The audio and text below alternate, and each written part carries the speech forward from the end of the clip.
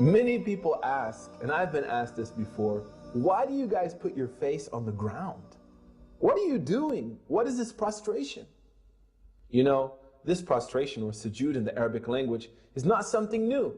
If you look, for example, in the Christian New Testament, the book of Matthew, chapter 26, verse 39, you'll find Jesus described there as prostrating and beseeching his Lord for his bounties.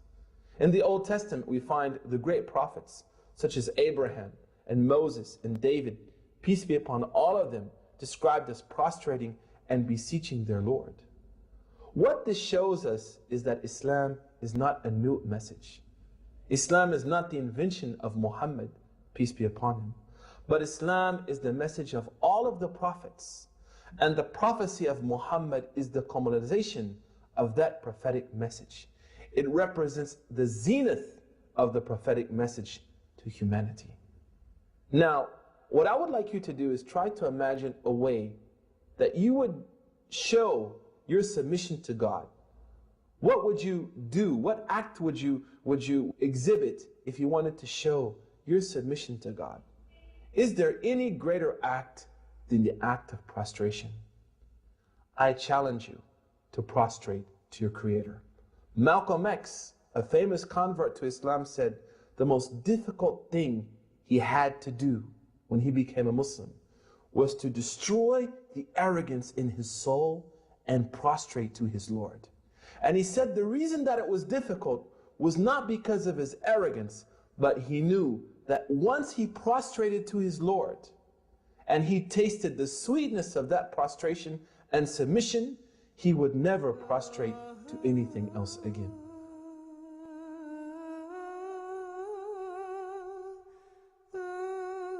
And he, Jesus, went a little further and fell on his face and prayed.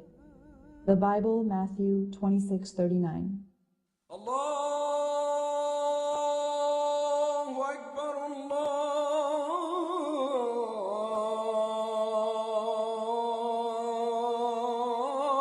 Akbar.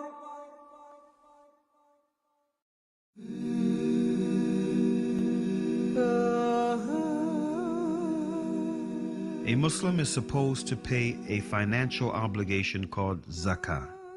All Muslims should spend 2.5% of their cash savings that were unused for a whole year on the poor, the needy, the homeless, and the orphans. In the early ages, zakah played a major role in freeing slaves. Muslims used it to buy slaves and free them on the spot. 5 to 10% of any agricultural income. 5% is the percentage applied on those who have irrigation systems. 10% is the percentage applied on those who have no irrigation systems, but they depend on rain because they don't have much costs coming out of their pockets.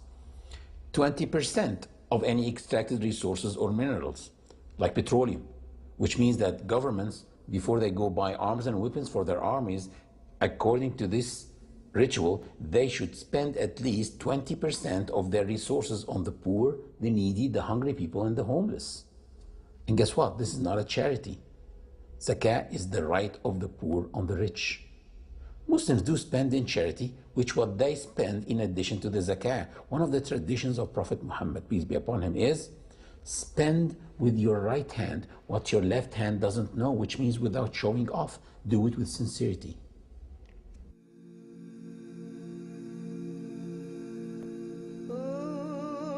Muslims fast the month of Ramadan, which is the 9th month in the lunar calendar.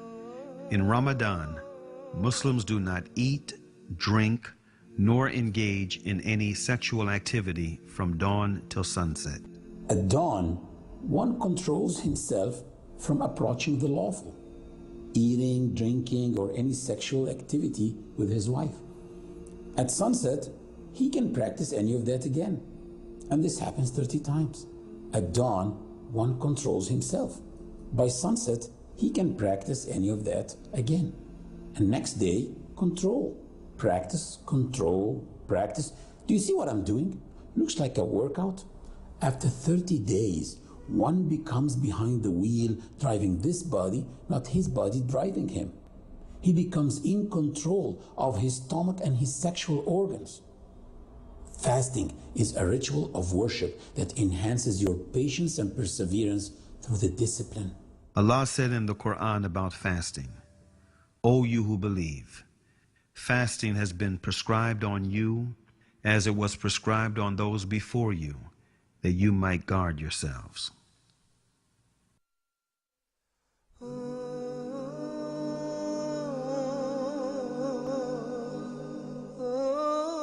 Hajj, or pilgrimage, is an obligation once in a lifetime only on those who are financially and physically able.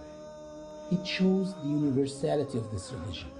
Last year, I did pilgrimage with 2.5 million Muslims. We were all moving together from one place to the other, eating together, worshiping together, praying together, and wearing the same simple clothes together. Anyone besides you can be a millionaire, an owner of a chain of restaurants in his country, or a very poor person. Nobody knows, simply because we are all the same. Hajj has changed the lives of so many people, like Malcolm X, who struggled for the rights of blacks in the United States and suffered from discrimination and racism, which in turn led him to have a negative perception of white people.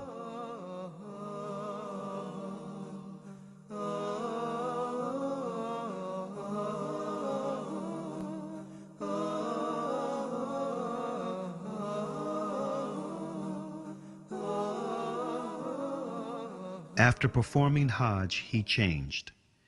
He wrote a letter to his loyal assistants in his newly formed Muslim mosque in Harlem, asking them to duplicate it and distribute it to the press.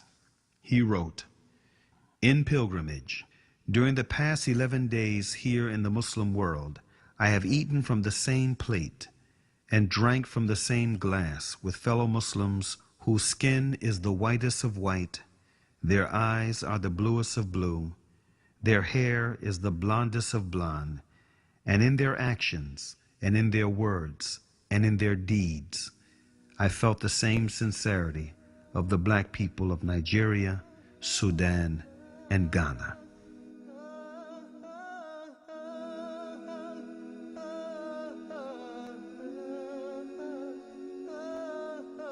Peace, justice, and security can be attained only when man knows the purpose of his creation. That purpose is to turn to one's Creator, to turn to the one and only God, Allah.